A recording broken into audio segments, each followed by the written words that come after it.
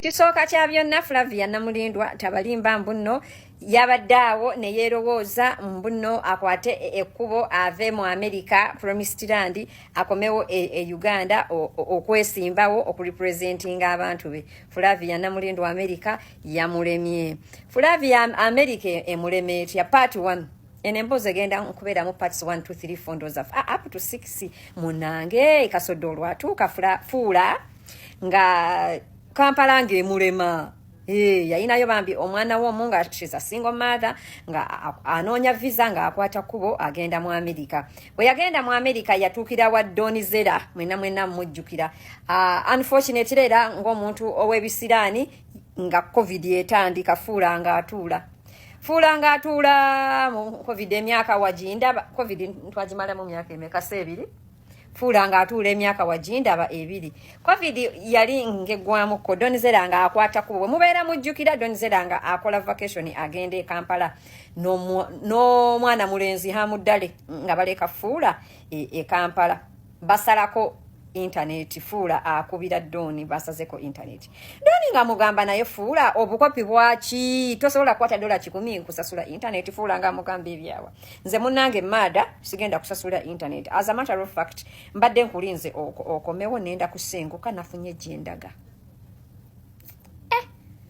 Donizera yali yakaddayo nga wayitawo ennaku 2 fuula nga akwate kubo nga asenguka mu mbuuze gwe kasodde fuula nga alaga wanga agenda mu bufumbo fuula nga agenda afumbirwa musajja oyo musiraamu amanya gengera biddemu nnyo naye nga his commonly known as Haji nenda komawo n'erinnya eryokubiri mu part 2 fuula munange Haji nga amupangisiriza muzigo Haji musajja mufumbo alina abaana nga ba Donizera n'oyo hamudalingi nga bagamba fuula oyo musajja gwoliko ng'oli kanamba kafu musajja nga kafumisi never advise omukazi ayimye fuula ng'abagamba labanno baneeno muli baluuza mumaze mu America emyaka n'emyaka you just feel munange fuula nga akwata kubo nga agenda omusajja ng'amaze okukola ki omupasula omusajja oyo amanya ge ye nabadde mbagambyeko lya Haji bamuyita Haruna Kabuye munange nga Haji nga soka nga pakisiza ofula omuzigo fula nga dawo mu bufumbo Haji nga afunira fula akalimu there is a friend of Haji nga alina some accounting office like bano abantu abafiling emisolo fula nga bamufunira omulimu as a secretary fula nga atula atandika okukola okukala byanga atandika okukola awo nga wajja diru eya sente za COVID. If you remember during COVID yawo waliwe sente ze baali bawa abantu be Bulaaya nga eligibility ne assessment tebeera mpanvu nnyo because it was an emergency time. So a lot of people got money even when they were not meant to do what to get it. Kakati ono eyayina ka office saako mukwano gwa Haji okukola okufightingiranga abantu emisolo benefits bichi nga ba applyingira abana Uganda banji nnyonyo sente olusinga n'okulimba bakola ki balimba ne bakuba sente nnyingi awawo Haji akutefuula amutadde mu 3 bedroom apartment amugulidde email akute kuba agenze ewa Donizera amweragiddeko manye ewaba hamuddale by the way nembozo omuntu eyagingambye yagambye tatya kumumanya mbu ye hamuddale eyagingambye munange ng'abeeragirako yennange nga bagamba okay good for you amangu ago Haji during that COVID money nga yekubako Kampala bwe yekube Kampala ngabe mumanya abasajja be abanna Uganda banange bwenfanga temuwa abasajja emmere ku lumbe lwange omusajja ngadde Kampala ngadda mu apartment ngazina bitya bamada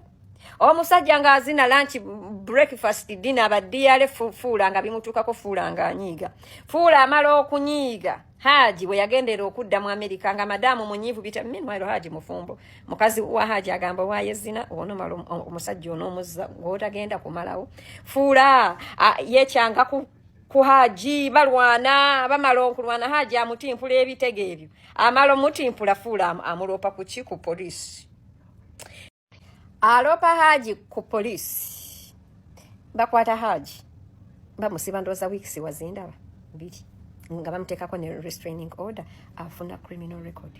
Meanwhile sagala mberabize inti at this point Haj yali yakazala mufuula abaana abo basatu oba yamuzaalanga mu buli mwaka nze naawe abaana abo ate nga Fuula okuva e Kampala yajja n'olubuto kati Fuula n'abanga ku America aliko n'abaana abo bana e Kampala Fuula alina omwana era gwe yalekayo be baana abo nga bamala okusiba Haji nga ava mu kkomera Haji nga awera nkolokooto ng'agamba omukazi oyo nantekako criminal record nandoba baddiya ne mulaba okwezi n'ebitawooma n'abagamba munange kasodde gwampuliriza Haji bamala omusumulula ng'akwata kkubo yekubako wa e Kampala ndooza munange okunaabako ku kyogero nga Fuula nga abeeraawo bafunye issues ne Haji meanwhile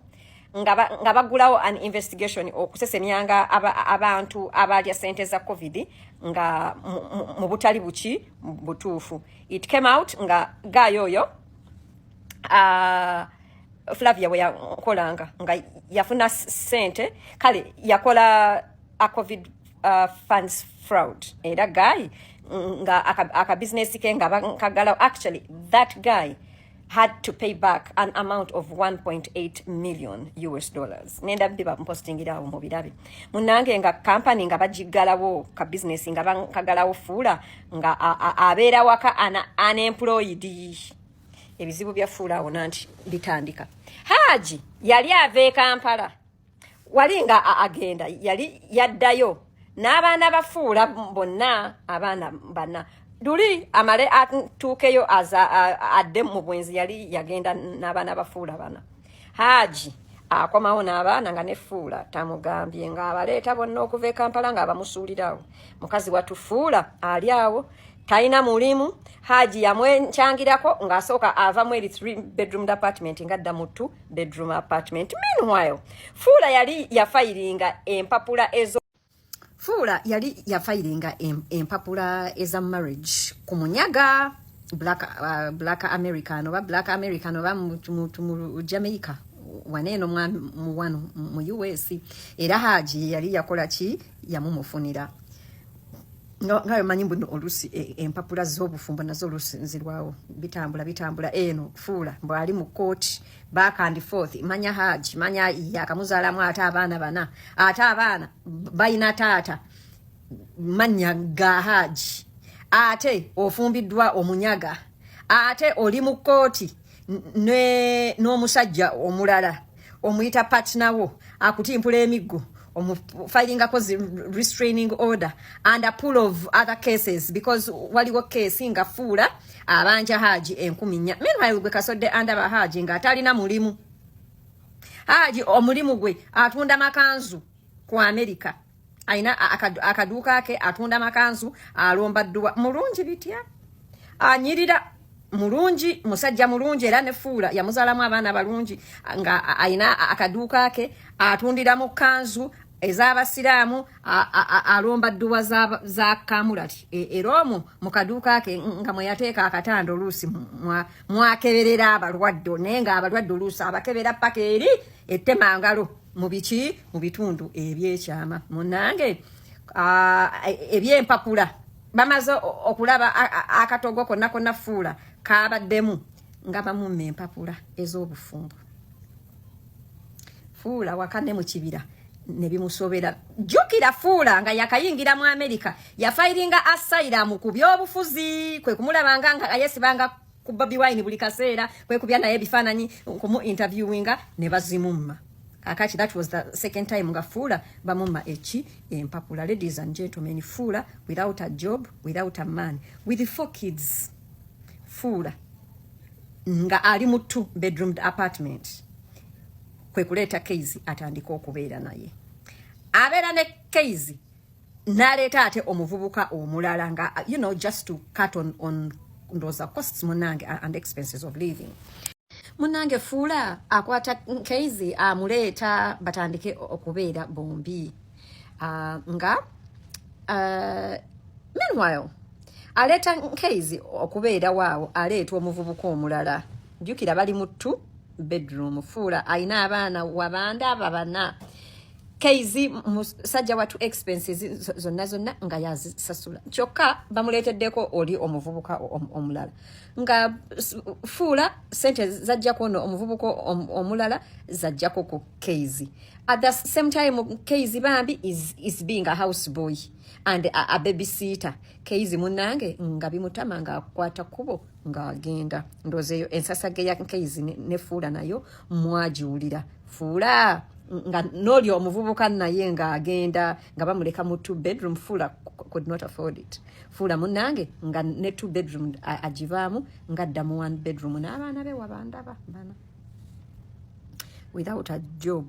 Fuula nga abeeraawo, fuula nga afeesinga eviction nga bamuwa eviction notice. Nejjukira ku Bulaaya no one can evict you ng'olina abaana bana. There is wabeerawo amateeka oluusi agakola ki ku protecting as a tenant. Fuula nga agamba bannange omusajja twezina ebitawooma relationship yiyo yakoma. Omusajja empapula byayanga ng'agamba owaayi Jova toyombye njotero kola ki okudda muziri sente za COVID. Fuula yali yagula yakataka oba nazimbamu n'akayumba. I'm not sure about that naye nga what I know yali yagula yakataka. Fuula nga akwata kataka nga akatunda nga agamba wano na wali yewa Kampala here I come Bulaaya eganye ennemye yuyo n'empapula sirina Trump naye yuyo bagenda kukola ki kunzizaayo nga agamba yuyo mbadde nga wano interviewinga Presido nenda musaba kadi ajimpe mbere woman MP. After all ba presenters bo ku TV bonna nalina bonna bali bakola ki ba resigning ndoza kati program ya Flavia ya Farida Namulindwa mujiwe fuula. Ladies and gentlemen byebyo nenda ba postingira ebifananyi bya Kafumisi Harun Kafumisi wamwe ebifananyi bye nenda mbaterayo nenda baterayo ne some of the cases they were having.